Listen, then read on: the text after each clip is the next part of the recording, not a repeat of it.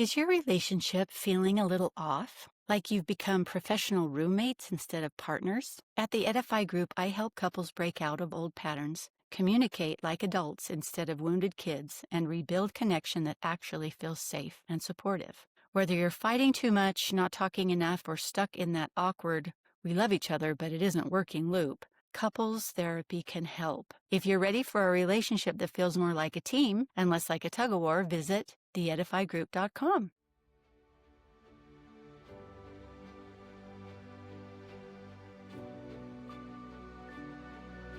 This is Hungry for Healing.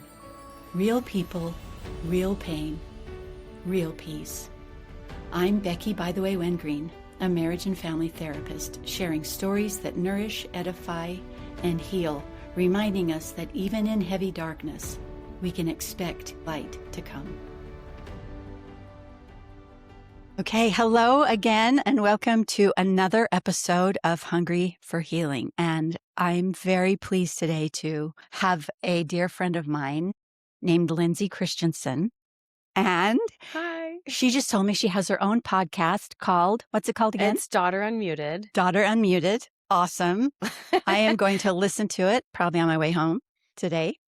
And Lindsey and I met because, okay, this is my first memory of Lindsey. I remember her showing up at my door with the most delicious sourdough bread I think I've ever had in my life. And it was hot. And my husband had just been out snow plowing like everybody's driveway you could find because he loves doing that. I remember this day. And all of a sudden, this cute girl is dropping by this bread. Nobody else said thank you, but you did. I'm glad I did that time. But it was because I probably haven't other times. It was so good and it was warm and I was like, oh my goodness. It had rosemary in it. Do you remember that? Yes. Yeah. It was so good. And then we later, I asked her to serve with me in our church in the Relief Society because I was brand new in the ward and I knew very few people, but she was one of them. So. All because of that bread. Actually, no, because of your husband. It's his fault. So anyway, and she has become a dear friend and I love her and her beautiful boys, 4 boys. You. I love you too. So she went through a journey and I just think it needs to be shared. And you work now as a nurse. Yes. In labor and delivery? I'm a labor and delivery nurse. I do a couple other little nursing jobs too on the side, but I do that. I'm also a spin instructor. So I teach spin and cycle classes, which is a very good release for anybody. That sounds amazing. Yeah. Yeah, that's great. So I'm just going to let Lindsey start where she wants to start and we will just explore. Tell the story. Tell the story. Well, I think backtracking to moving to Mapleton, 2017, we were living with Jared's mom and we had bought the property and we were building a house. So we moved in January of 2018 and it was just kind of exciting. Like we have this young family, we've built this home on this property that we specifically were excited about. We had bought it, thought about selling it, but felt prompted to stay there. So we did. And things just felt really good. Like I remember specifically going on a walk with our neighbor and she dropped off, went to her house. And as I was walking home, this very strong impression came to me that things are really good and really easy right now. I don't know if it'll be like that forever. And I was like, what was that? Like, well, go to my house. And I'm like, okay, it is easy. Things have been really easy for a long time, not only in my marriage, but with kids, building a safe, beautiful home. Like it just, everything just felt really simple and easy. So then we decided to add another caboose to the family. So I got pregnant and there was a 6-year gap and that pregnancy was so hard. All my other pregnancies were so easy. And you remember because I was pregnant when I was serving with you and, I got put on bed rest multiple times. I was on bed rest during Judah's baptism. And there just were a lot of things that were like, oh, this is just hard, miserable. Yeah, it was hard. And then I delivered 3 weeks early. I had he had pyloric stenosis. That came later. I had polyhydramnios. So there were some complications. So 3 weeks early, delivered him. And then as I have this beautiful baby, I'm just questioning everything. And I'm like, is this because I haven't done this for 6 years? But this doesn't seem right. He was projectile vomiting. He was all these awful things. And I'm just like, he just doesn't look right. He's not connecting with me the same. And at week 7, I remember going to an appointment and just saying, I just don't feel like something's Right. Or, yes, like something's off. yeah. They sent me over to Mountain View Hospital. They did imaging. They had him drink this bottle of cement paste. And I just am watching him thinking, oh my gosh, this is all going to come up because he couldn't keep anything down. And they confirmed he had a blockage in his pylorus, which is the bottom valve of your stomach that allows nutrients to go through your intestines. So they're like, you need to go straight to Timpanogos. He needs to have surgery right away. So I did that. We went. It was very emotional. I mean, I stopped and grabbed food and felt guilty for stopping and grabbing food because I had been gone at doctor's appointments at the hospital all day. And I remember those nurses just saying, it's okay. It's okay. You need to take care of yourself Yeah. too. We're Yeah. here. We're going to get going. So anyways, they did the surgery and they had told me this surgery has an amazing outcome. Like you will see a difference right away. And I was like, yeah, really? Will we? And we did. I mean, he was able to eat a bottle and I almost had like stress about feeding him and it all coming up and he ate it and I'm just waiting. Right. Sure. 7 weeks of him projectile Yeah. vomiting. You were I would conditioned. sit down with beach towels on the couch to feed him every feeding and he kept it down. And then within a couple hours, I remember holding him. Jeremy caught a picture of it. I'm holding him and he like looks up at me and connects and smiles. And I was like, there's my baby. There's my baby. Oh my gosh. And so I was like, okay, that surgery worked. It really did work. And he only had like, 2 little incision sites, tiny, and he recovered like that. So moving forward, that he was 7 weeks old. 2 months later was when another awful tragedy hit, I guess we can call it. I'll just explain what happened because I can't tell you like, this happened out of the textbook. It was A, B, and C because it was so unique and not heard of. But we had recovered from surgery. Things felt good. We were moving in a good direction. And again, this is all in 2019. So early delivery, bed rest, surgery that was emergent. And then 2 months later, Jeremy walks into the kitchen. I had gone out running that day, came back. He poured himself a cup of orange juice, turned and put the orange juice back in the fridge and keeled over in pain. I mean, never have I ever seen a man wailing in that amount of pain. He slowly made his way into our bedroom, got up on the bed. I was not a nurse at the time. I looked at his body. His lower extremity was turning purple immediately, and his upper was more yellowish. And I said, do you want me to call 911? Or do you want me to take you to the emergency room? And he, at the time, it was volunteer at that time. So he knows it's a little bit longer for them to Mm-hmm. respond and get there. Mm-hmm. And he said, you drive me. And I said, can you make it to the car? Because I have this little baby that's 4 months old. I need to get this baby into a car seat too. And he's like, I'll get in the car. So he's literally crawling across our floor and then collapsing, screaming. And I'm trying to get out the car seat. He's made his way down the stairs into the car and he's horizontal in the back seat. I'm picking up his flip-flops that have fallen along the way. And then I start driving to Timpanogos. I wasn't going to go to Mountain View just because I know it's not as high acuity. And so I'm like, we're going to Timpanogos. That's where insurance was too. So I don't know, maybe I should have gone somewhere closer, IHC, I don't know, but that's where I went. And, hindsight, looking back, I know that's exactly where we were supposed to go. Mm-hmm. But I rushed him there and they take us into the ER. And I remember the ER doc walking in because they're hearing him yell and wail. And he said, hey, have you ever had any kidney stones? And I said, this isn't kidney stones. I'm like, look at his lower legs and the color. And again, I'm not a nurse. I don't know much, but I know what is going on in my husband is not normal. Yeah. Yeah. And he saw that. And I just remember the shift in his face.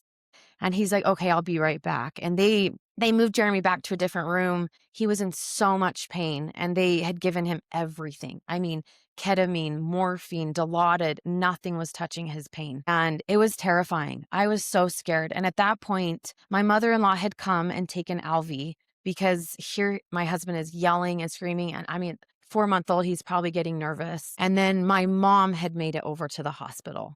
And my mom is a previous nurse, which, at the time it really did offer me comfort and to just have my mom there. But it took about 5 hours of them doing imaging and assembling a team to figure out what they were going to do. And they didn't even quite know what they were gonna And do. he's in that level of pain that Yes. whole Yes. time because nothing's working. Nothing was working. They did finally move him up to the ICU. I don't know what they started IV-wise, but he was calmer by the time I circled back to him, because this man named he was a cardiothoracic surgeon who was in his office. It just so happened to be at the time that we went in there. It wasn't his scheduled day. He wasn't working in the hospital, but they're like, "Hey, are you here? Are you around?"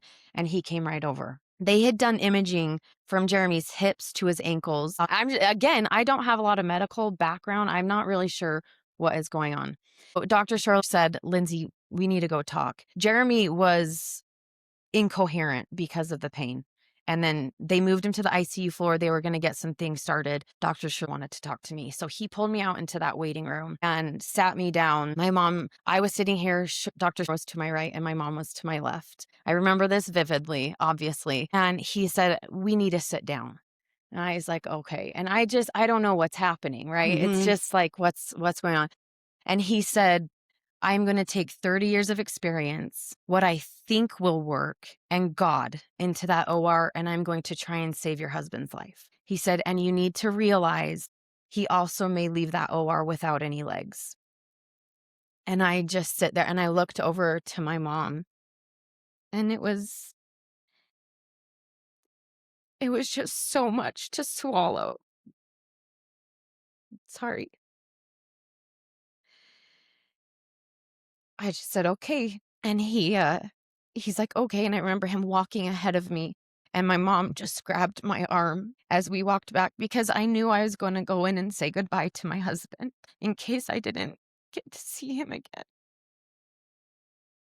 And everybody knew that. Everyone was well aware. The nurses, the surgeons. And so I went in and everyone left us alone. My mom came in and she actually took a picture of me as I leaned over to my husband and said, "Thank you for the life that you've given Oh, us. man. Thank you for our boys and everything." And I just remember holding him and he just said, "Lindsey, it's going to be okay, whatever it is." And later on, Jeremy had told me at that point, he was okay if he had to go. He knew that if that was the situation, it wasn't going to change and that I would be looked after. But we had two so different experiences, because he was the one that was in pain and it was happening to his body.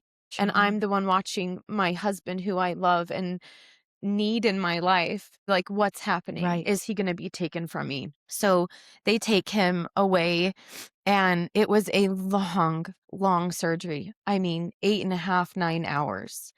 And the surgeon was really good about sending his nurse out to let us know any updates or where they were at or things are going good. And the beautiful thing was that people started to just show up in that waiting room. My dad was there. My father-in-law came with his wife all the way from Idaho. My brother and my sister-in-law came. I had friends show up with a big basket of things. I mean, Mhm. people were just wanting to show support and love in that moment. And I needed it, even though I also wanted to just be alone and I wanted to cry and cry and cry. So that surgery, what he did that day was successful. And he came out exhausted. I mean, I could, because doctor's an older doctor. He's towards the end of his career. And honestly, thank goodness, because he had so much experience. And I'm Mm. so grateful for that. Yeah. He came out completely exhausted, but he was like, "We've got blood flow." And he said, "I have never in my life seen this kind of situation before." What had happened was his inferior vena cava, which is the large vein that draws blood from your lower extremities back to your heart, had been completely blocked off. And then he said, "Your husband has grown a complete network of collateral veins that has been getting blood back to his heart for years, and those clotted." Now, we don't know why, but they were able to pass a small wire through that occlusion and we're getting blood flow. So they're like, "This is all we're doing today. We're not going to keep going. He needs to rest." They loaded him up with basically a blood thinner to drip all night long to keep his blood moving Mhm. and to keep it Mhm. thin. They were worried about blood clots. They just didn't quite still understand the gravity of what had happened. So then after that, the next day, it's time to make decisions again, surgery wise. This time, Jeremy is coherent, which I was so grateful for. And doctors gave us a couple of options. And I was like, I can't make this decision. Like there was so much that had happened emotionally and I was so scared. I was like, Jeremy, I want you to make this decision. And he opted for another surgery, which was doctors going in and placing 9 stents, basically rebuilding his inferior vena cava all the way down past his bifurcation. And he's like, hey, there's risks with this. And there's an option of him losing his life again.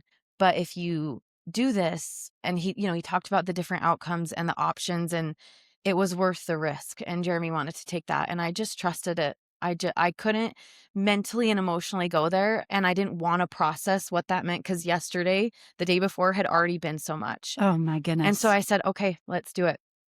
And that was the day you had Alvy. Yes. And you just happened to decide to come to the hospital with him.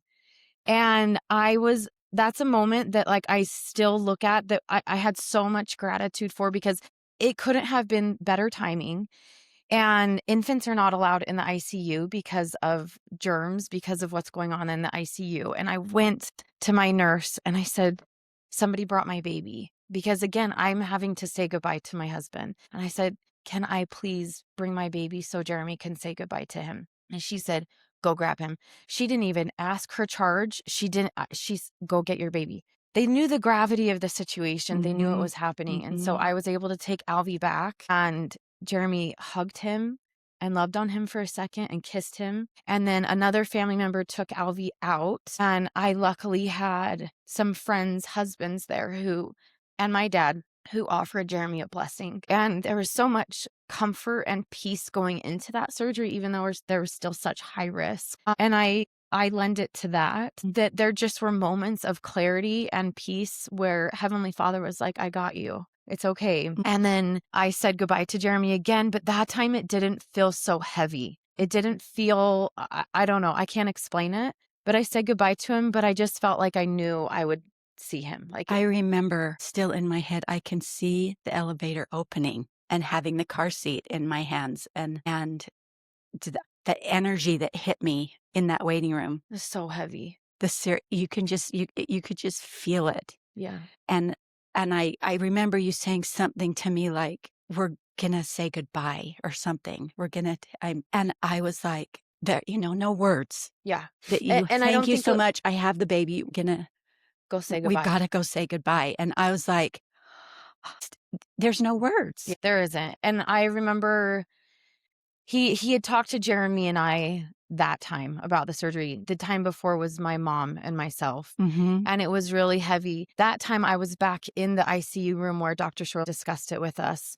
And then I watched them wheel Jeremy away. Again, it wasn't the same feeling as it was the day before, but I still felt so helpless. Oh, for sure. You were. Yeah. And I had all this family and friends out in Mm-hmm. that Mm-hmm. waiting room for Mm-hmm. me. We're there. And I remember walking out of the ICU doors, and there was like this little hallway before the waiting room. And I leaned against that wall and I just slid down it because it was so much.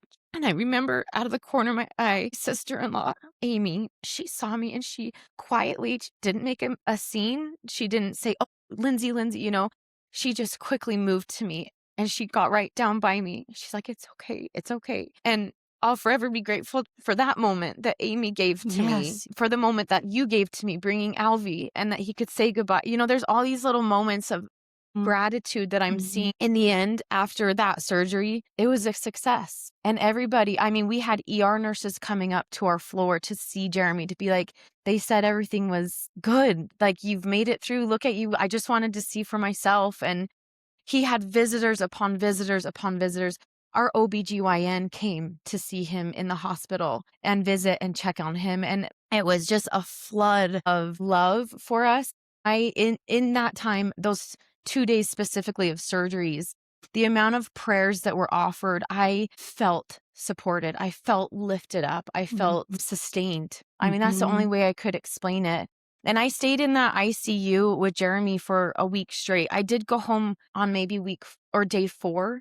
I was like, I should probably shower. Because if you remember, I went running the morning that this all happened, and And then you I hadn't been stayed bedside. Yeah. And that's also something that I have to touch on is the amount of people that stepped into my life, into Jeremy's life at this time. People were doing stuff for me that I would have never even thought needed to be done. Marcy came and slept on my couch with my kids. People were ready to take shifts and watch the baby.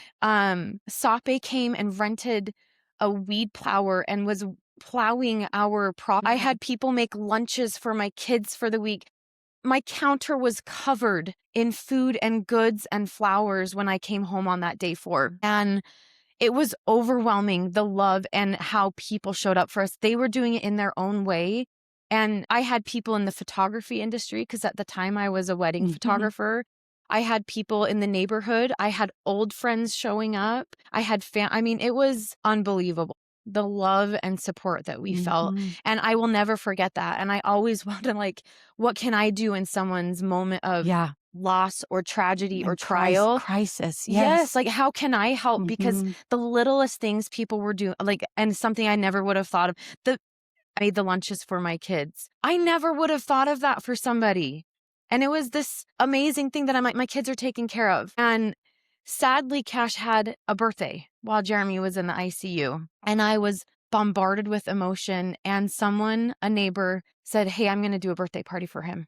She did a cake. She invited kids over. She made Cash feel so special. And again, it's just one of those things. And all of that pours into seeing service and how much that fortified me. Yeah. How important service is to people. Held by my righteous, omnipotent hand. That's what I was thinking. Yes. It's that I can't sing that song. That it's the third or fourth verse of How Firm a Foundation, upheld by my righteous, omnipotent hand, and Stepping in. those hands are not necessarily his; they're his servants. Yeah, he works through everybody. Yeah, right. And I have had that same thing where other hands Lifted you and sustained me, upheld, 100%. upheld, and man, that feeling of just I cannot be upheld without you, because I really inside there's nothing. Yeah.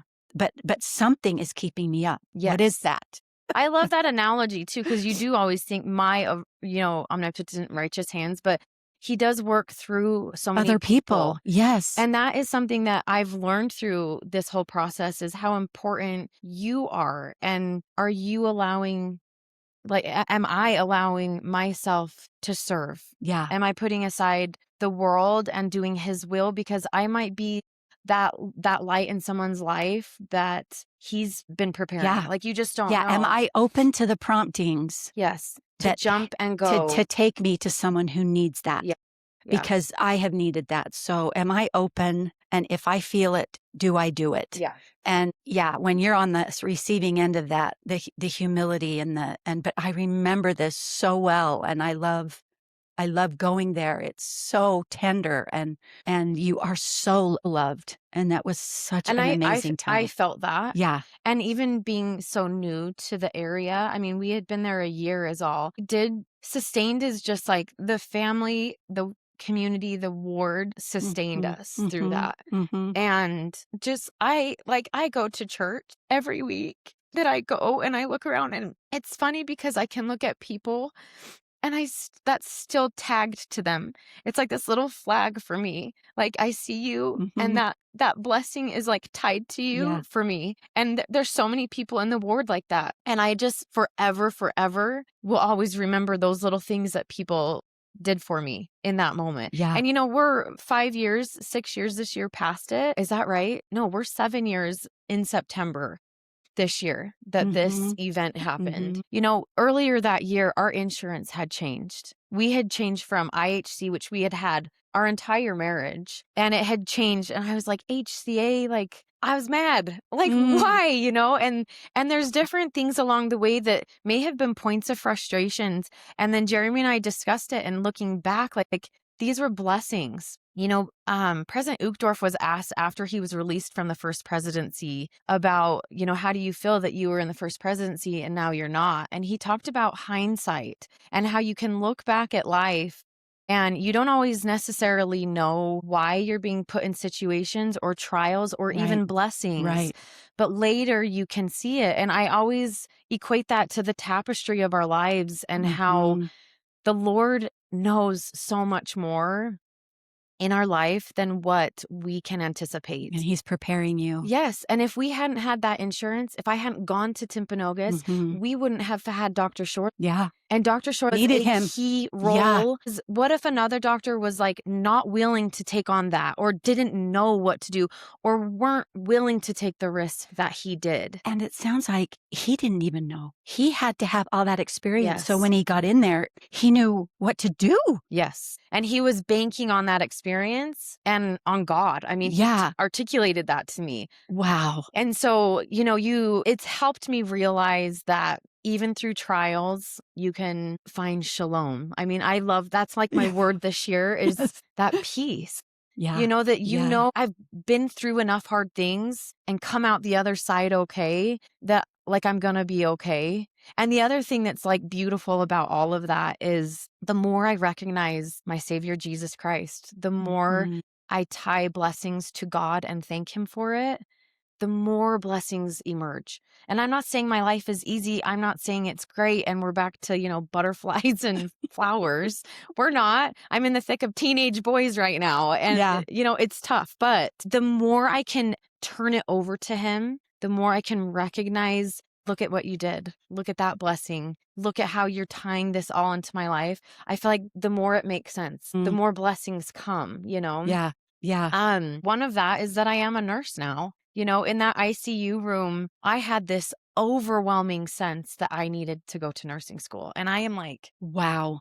what? Oh, I was a photographer, 22 years, shot weddings. I'd been on covers of magazines. I had been published in the Yeah. UK. Yeah. That was my jam. I thought that's what I was always going to do. I would go shoot birth stories. And you can ask my husband. I would come home from the hospital and I would say, I could be a labor and delivery nurse. Over and over for like 10 Wow. years did I say this. But I was like, yeah, right. Like, I'm never going to go to school. I don't actually want to be a nurse. That's not going to happen. Well, suddenly I'm in the ICU with my husband, out of it, resting. It is quiet besides the machines, right? Overwhelming that I need to go to nursing school. And I'm like, Mhm. okay. And then I'd go to sleep. The next day, you need to go to nursing school. Wow. And I'm like, okay. I remember finally sleeping at home on day 6 and I opened my eyes in the morning. There's a window above my bed. And I remember like looking up at that window and I was like, are you there? Do you still want me to do this nursing school thing? And it was like overwhelming. And I said, okay, I'll look into it, but like stop, like stop coming at me. Like I'll look into it. And then I remember going on a walk. I remember seeing neighbors and I was like, hey, do you think it's crazy if I go to nursing school? And I think it was just kind of a side thought, right? Like, but then like I don't think people realize like I'm doing this. Yeah. Yeah. And I Yeah. remember taking this entrance exam and I'm like, yeah, right. There's no way I'm going to pass this past it. I was like, okay, now I'm in this accelerated program. It's expensive. Like, how am I going to do funding? Check. Shows up. You got Mhm. it. And I'm like, okay. Mhm. So by January, I am in school, full-time accelerated nursing program.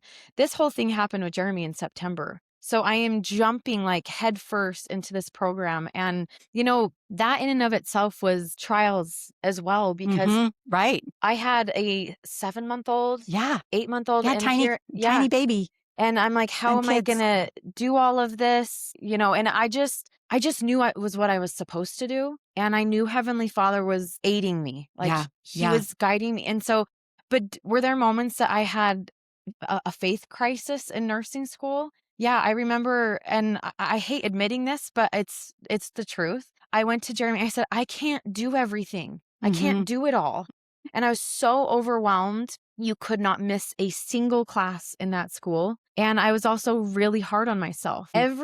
Because of what had happened to Jeremy, every second I felt like I needed to make matter. Every second counted. Yeah. And that puts like an awful lot of pressure on you to perform, to be perfect at nursing school, to make sure I'm showing up for the kids, to make sure I'm doing everything I need, Mhm. and it was like, I can't keep doing that. Yeah. I said, I think I need to stop going to church. And Jeremy was like, whatever you need to do. He didn't fight me. He knows. Jared's got way more wisdom than me. This guy, I love him. I was like, okay. And I didn't go intentionally. I intentionally chose not to go to church for about 2 months. And then I was like, I missed something. There's something missing. Like maybe church was actually giving me a little bit of sustainability as I'm going through this whirlwind chaos Yeah. of Yeah. nursing school. Mhm. And so I was like, okay. And then I started thinking about how I'm the type of person that doesn't want to be put in a box. I don't want to be put in a box. I don't want these specific labels on me. I want to go with the flow. I want to be true to who I am. And I'm like, does the church put us in boxes? I don't know. Does it? I don't know. Do we put ourselves in boxes? What is it? And I just had this clarity through all of this. COVID hit. Yeah. I met a woman who lives a couple streets to the south of me. She's a labor and delivery nurse. And I start realizing, no, I'm not supposed to be perfect. I get to come here and have my own experience. And that can be full of trials and hardship. It can also be full of blessings and beautiful things. It can also be full of both of that. And I'm going to be the one that decides which course I go on. And I'm the one that's going to decide if it's glass half full or half Mhm. empty. Mhm. And I'm going to be the one that decides to recognize the Lord's hand in my life or not. We get that choice. That's right. You have that power. Yes. Or not. Or not. Or I can get really negative and look at all the bad things, or why is it this way and not that Mhm. way? There's there really are two paths that you can take. And as I'm going through nursing school and overwhelmed, this clarity of there was one person that came to earth who was perfect. It wasn't me. Yeah. I don't have to be perfect, but I can definitely lean on this person who offered everything, and I can lay it at his feet every day. And I'm not perfect. And yeah, there's going to be a day where I'm really overwhelmed or behind in homework. And maybe I'm not going to go to church that day. But as the years progressed, I graduated nursing school. I Mhm. wanted to be at church. I wanted to be surrounded by people who had showed up for me in my life at a time that was so desperately needed, when I couldn't even put words together. It does connect you. Those memories and those experiences do. Yes. They do connect you when you see those people, and even if you're not talking to them every week or anything, there's just that. It's grounding. Yeah. I feel like it was grounding for me, at least. Mhm. And I really was not my best self in nursing school. It was so much. But as I got out of nursing school, I got a job with that girl, Yeah. and she invited me to read the Book of Mormon with her. And I was like, with you? How do you do that? Okay. She wanted to Marco Polo and record Oh, every cool. chapter Oh, that's together. good. And I was like, sure. And sure enough, suddenly I get this little notification that she's messaged me, and I'm like, okay, we're doing this. And I didn't quite know what I was doing. But as I jumped into it, this beautiful process came about. And this is why I say this moment with Jeremy that was so hard. It was so challenging and scary. I would never want to relive it. I would never wish it upon anybody, but I would also never want to not have it, Yeah. because I learned so much. It also changed the trajectory of my life. Here I went to nursing school. I was also challenged, had some faith challenges through that process. But then I've become a nurse whose career is to serve others. And that was something that was one of my main reasons for going to nursing school, is I wanted to give back to patients the way I had been given to Mm. and been treated and Mhm. felt supported by. My paths crossed with people that I needed in my life, because that experience reading the scriptures changed my life forever. And I tell her that to this day. I'm like, yeah, but remember that one time that you invited me? She's like, oh, stop. And I'm like, no, you don't understand. It was so pivotal. Just like that terrifying moment where I'm being told I could lose my husband. It was pivotal, but so was also reading the Book of Mormon. As an adult and investing in that and having it change my heart, solidify my foundation, and just make me want to move forward, recognizing, look back on this life that you've had. There's been some hardships. There have been things you don't want to have to go through again, but yet you're grateful for it all. Yeah. and that they talk about the refiner's fire. Mm, And if we didn't have that, we wouldn't know how good our life can be. yeah. If I didn't experience that, I also wouldn't be looking at Jeremy every day with this overwhelming amount of gratitude. Mm, And I do know that it definitely shifts your perspective, someone who maybe hasn't gone through that. I just have so much gratitude for Jeremy. I mean, do I get annoyed by him at times? Yeah, but he gets annoyed by me, don't we all? right? That is the life. That is true. But to love him on a level where I almost lost him. I mean, I was brought to a cliff. I feel like that's like the best analogy. Wow. Yeah. Where are we falling over this cliff or are we going to survive this? And we somehow survived it. I don't know why. And there was a time where it was hard because it was like, what kind of life am I going to have? And he Right. had to give up things that he did. I And there mean, was a lot of uncertainty as he was healing, oh, right? yes, yes, Because they didn't actually know if it was gonna work or how long it was gonna work, if I yes, remember right. yes. And And even there was an appointment I specifically remember where they said, well, when stents fail, and I was like, wait, hold on. Stents fail? Like, because and I he thought, has 8, yeah, 9. 9. And then 3 months later, they went and placed a 10th. So I'm like, wait, so stents can fail? Like, we're not just fixed? Like, this isn't done. We're moving forward with life. Yeehaw. And that scared me. That scared me. I learned that when I was in nursing school, and they watched him very closely. I mean, they were doing imaging like every 3 months. Then we got to a point where it was every 6 months. Now we're yearly. So things have settled and they've been surprised at how much he has healed. And in that time, I think Jeremy and I have settled. Yeah, yeah, It used to be that I couldn't talk about this very easily. yeah. Well, for sure. And I remember That after nursing school, I realized I needed some help. I just pushed it down, right? I mean, I had all sure. this trauma happen in Yeah, 2019. yeah. And then I jumped into nursing school, accelerated program. I couldn't do anything but that accelerated program. And after that, I was working full-time shift work, straight into labor and delivery, which is a specialization that is tough. I mean, I Mhm. felt like I was drinking from a fire hose and Yeah. trying to keep my head above water. So that first year was a lot. And I just remember being like, I haven't processed anything. And so I Mm. reached out to a friend of mine who is a cognitive behavioral coach. And she started doing things with me, and it Mhm. was so hard in the beginning. And I've viewed myself as just this crazy dust ball flowing around. I mean, she did this, visionary thing, Yeah. and I was like, whoa, like that's literally just this, the Tasmanian devil Yes. mixed with like the Mhm. Charlie Brown kid. Like that was me. I didn't realize that I had like just buried it. And so starting to process through that, you get on the other side of it and you can breathe. You can look Yeah. back and be like, that was so hard. And I was not myself, or I could barely keep my head above water. But Mhm. you recognize like we're capable of hard things. Yeah. And really, if you tie yourself to the right things and to the right people who lift you up, who support you, who are cheering for you, that you can really get through anything. That's how I view it now. And so if hard stuff comes my way now, I'm like, we got this. Like, let's go. Let's go. Oh, Right? yeah, but that survival mode does. It's like, and I love that Tasmanian dust ball. That is an awesome image, right? The tangled mess that is created. There's Yes. so many complex emotions and feelings and experiences. Layers. Yeah. Yes, layers, whatever. And having to untangle that finally and going, wait a minute. Those are still like in me. They're not, I need to reorganize them.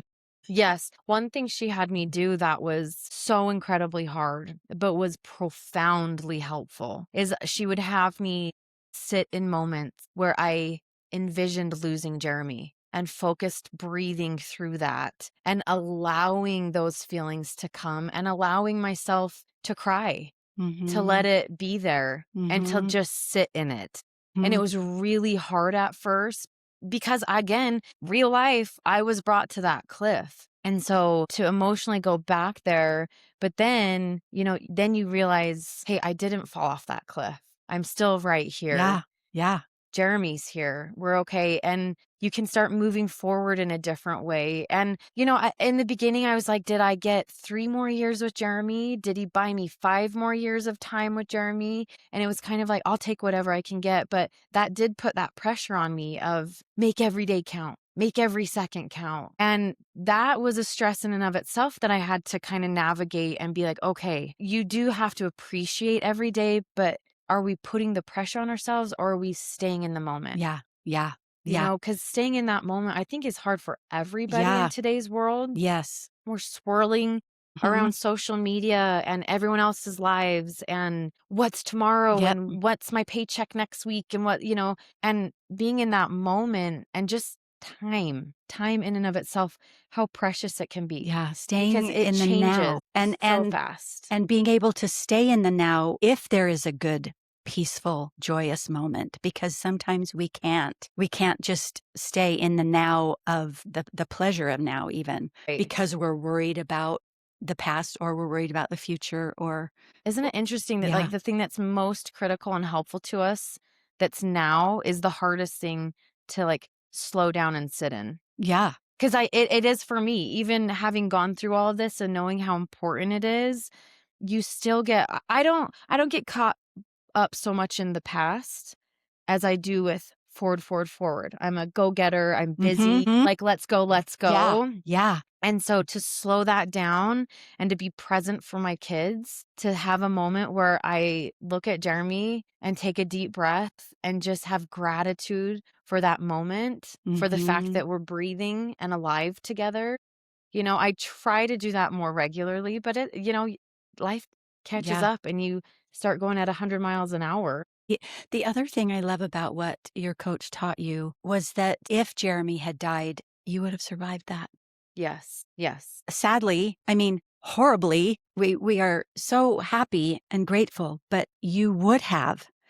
And we in the moment have no clue how Yeah. we would, but you would have.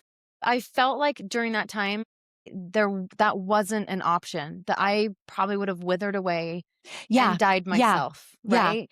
Because I am very blessed to have the marriage that I have, and Mhm. I recognize that. Our marriage has been pretty easy, and Jeremy is my number one cheerleader, and I am full of big ideas and lots of energy, and Mhm. he's just there for it, and Mhm. let's go. Yeah, you wanna do that? I'm in. Like, you're gonna do great, Yeah. and Yeah.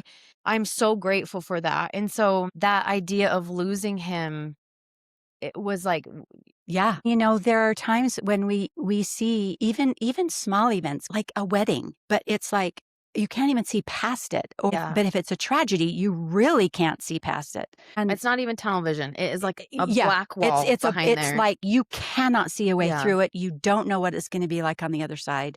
And that can absolutely blind us and that can keep us in a horrible place.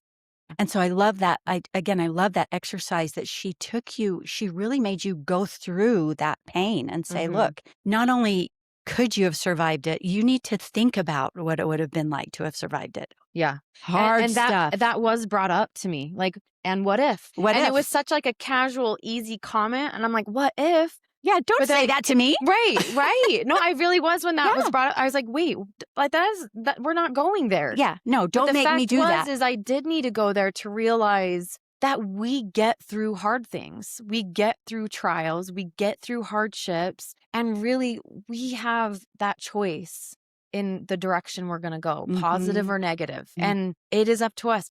You real I feel like I can speak from experience. You can't blame it on anybody else but yourself if you're choosing negativity or positivity. And all you have to do is look for it. Look for the positive things and look for those little moments or that person that steps into your life that just does one little thing, and it shifts everything for you, And again, Jeremy's whole thing, I would never want to live again, but I'm so grateful for it just because my life is different now. I do not take pictures at weddings anymore. I am not on social media driving that photography business. I'm a nurse and I get to be a part of someone's experience when they're bringing life into this world, and I'm their support and I'm there in case an emergency or craziness happens. I'm there if they don't feel supported, I will be that support person. And it's such a blessing. Like that gift of that career that I got from all of this crazy is something that I will always be grateful for as well. And I, again, never wanted to be a nurse. I mean, my mom was a nurse growing up, but I did not have that same inclination of, I want to be a nurse. I was the artsy girl that did graphic design and photography and painting, you know, and look how things have shifted. And I was like, I won't even pass these classes. Like, I'm not built for a science degree. And yet here you are. Yeah. I graduated with honors. I passed those Way classes to go. and I was fine. Of course you did. Awesome. I remember when you told me that, or I had heard, I don't know if you told me or somebody else told me, and I was like, you go, girl. Because I went back to school too, way late in my life, late 40s, older than you were when you went back. But and I think when you are prompted in that way, doors just fly open. Yes. And you're like, whoa. And it's our job to go through them and say, okay. Even if it's scary. Really scary. And then you have imposter syndrome. Like, what are you doing? I mean, I still tell people, I mean, I'm a nurse of 5 years now, and I'm like, oh, I'm a baby nurse.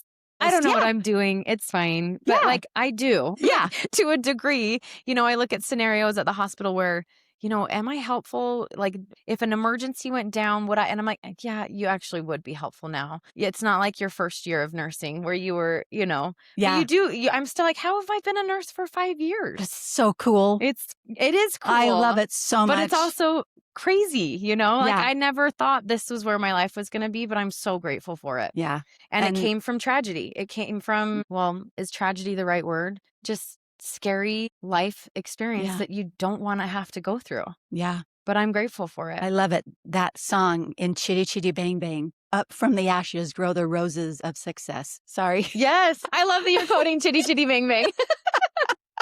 Grow the roses of success. Anyway.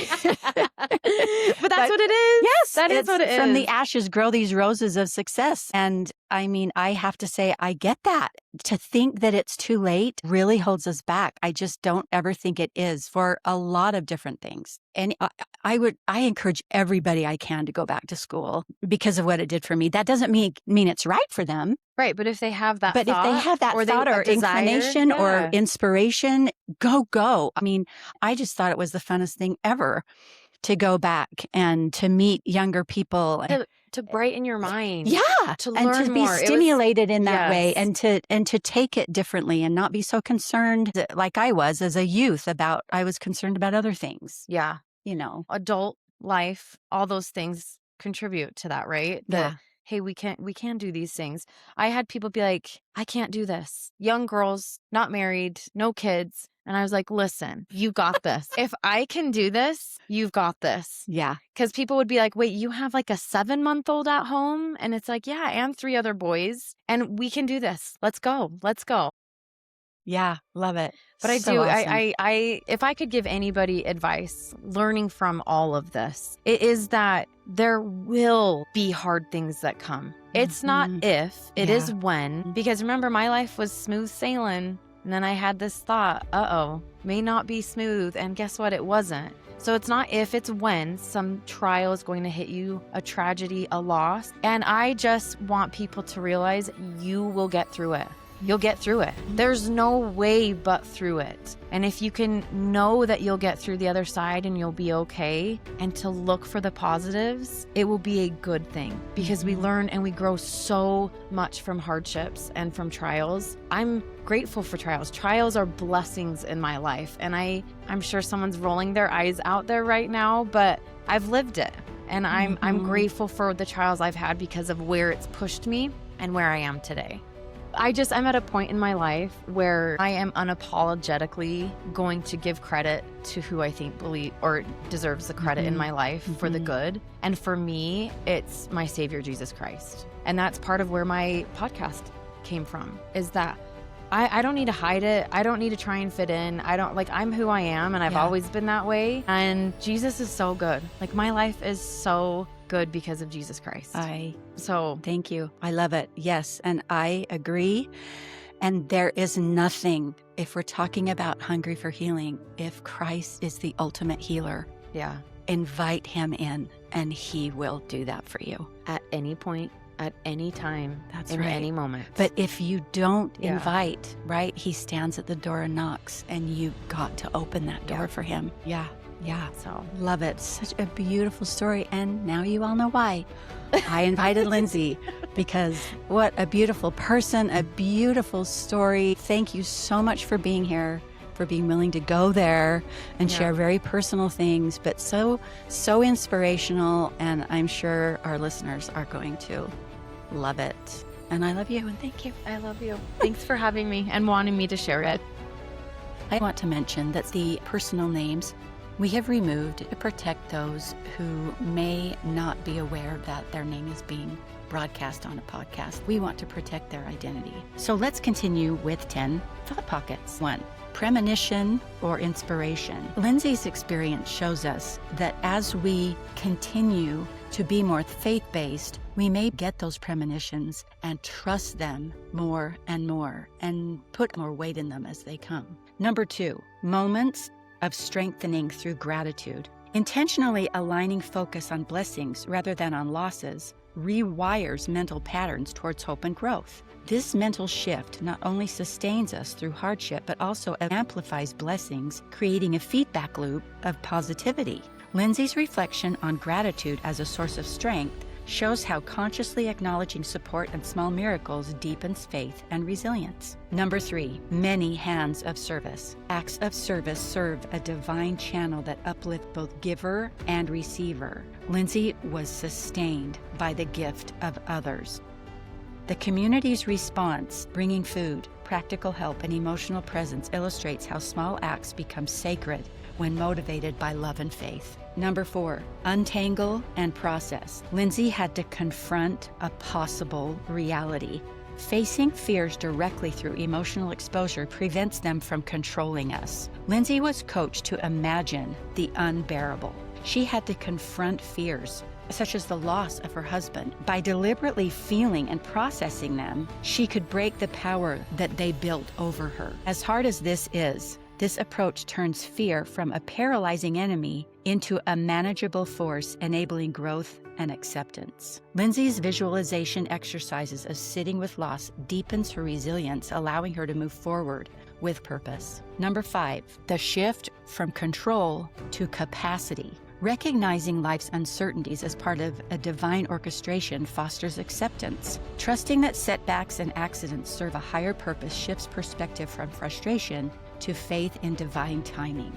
The acceptance of life's unpredictability reduces resistance, allowing grace and serendipity to flow more freely. Lindsey's retrospective view on blessings hidden within trials exemplifies how faith-based perspective reframes misfortune and preparation. Number 6, choice of focus. Seeing optimism and gratitude as a choice rather than as defaults empowers intentional living despite circumstances. These principles position attitude as a spiritual decision that can transform trials into opportunities for growth. Lindsey's conscious decision to find good even amid hospitals and surgeries illustrates how agency guides perception and healing. Number 7, up from the ashes grow the roses of success. Personal transformation often arises from the crucible of hardship. Trials are not just challenges, but catalysts that refine character, deepen faith, and redirect purpose. Lindsey was able to springboard this experience into a whole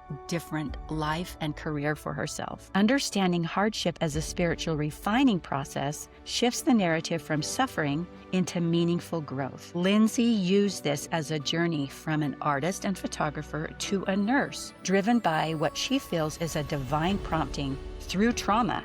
This exemplifies how adversity clarifies life's true calling. Number 8, the gifts of uncertainty. Comfort zones don't stretch us, but uncertainty does. Uncertainty invites creativity. When the old map no longer works, we have to draw a new one. Uncertainty builds trust, not in outcomes, but in ourselves and in God and in others.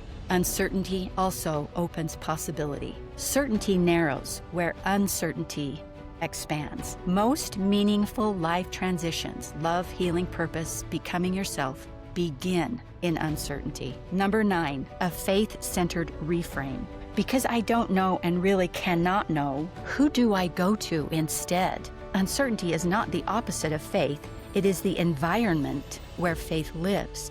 Instead of, I don't know what's going to happen, we can be invited to ask, who do I trust while I don't know? And number 10, peace in shalom. Lindsey talks about the word shalom helping her, reminding her that in the present we need to breathe and find peace. Our experiences of the past, if we can use those in the present, they can create an amount of peace, an amount of safety, an amount of calm that I don't think any other thing can do. Our experiences, if we will use them, if we will learn from them, help us to sit in a calm and in a peace in everyday present experiences. This wisdom that we learn through faith and through risk helps us in our relationships, helps us in our life and our decisions, and it helps us to have that inner peace of trust that there is a higher power, that there is something bigger about our lives, and that someone who loves us is helping to orchestrate our outcome. Thank you for joining us for this episode of Hungry for Healing. Remember, winning the race is not about finishing first, but is about rising each time you fall.